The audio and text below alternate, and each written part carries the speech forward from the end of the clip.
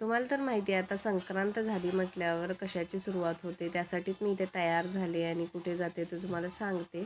त्याच्या आधी ना ही गोष्ट मला तुम्हाला दाखवायची होती. हा जो ड्रेस आहे ना तो साडीचा मी शिवायला घेतला आहे, अर्धा झाला आहे.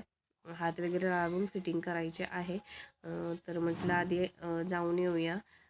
हळदी कुंकू जे की तुम्हाला माहीतच असेल, संक्रांत झाली की हळदी कुंकूची सुरुवात होते. मी जिथे आधी राहायची काकींकडे, त्या काकीने मला हळदी कुंकूसाठी बोलवलं होतं. तर मी जाऊन आले, बरोबर 7:30 वाजत आले होते मला यायला. आता मी तुम्हाला पुढे दाखवते वानामध्ये मला काय काय मिळाले. काय नाही, एकच गोष्ट असते फक्त, काय हळदी कुंकू महत्त्वाचं असतं, आपल्याला वानामध्ये काय मिळाले ते महत्त्वाचं नसतं. तर इथे बघू शकताय त्याने सर्फ एक्सेल साबण दिला आहे वानामध्ये. आणि जे काय गजरा त्यांनी स्वतःच्या हाताने काकीने मला, फुलं खूप आली होती कुंदीची. तर अशा पद्धतीने त्यांनी एक मोठा गजरा आहे तो मितूसाठी आणि छोटा गजरा माझ्यासाठी दिला आहे.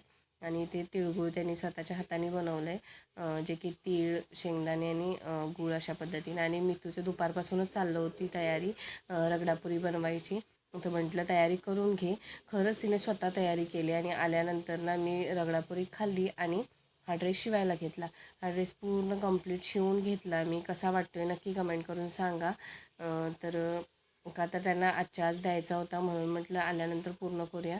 तर असा होता व्हिडिओ, कसा वाटला नक्की बाय.